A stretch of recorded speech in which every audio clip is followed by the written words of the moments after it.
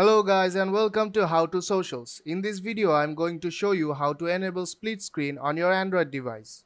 So let's start. At the bottom of the screen you'll see a 3 bars just beside the home button. Tap on that.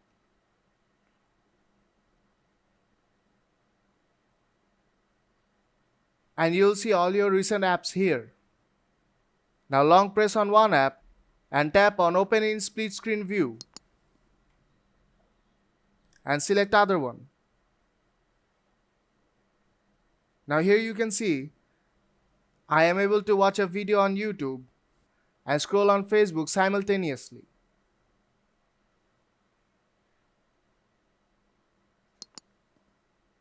I'll just play a video and scroll through Facebook a little bit to show you guys.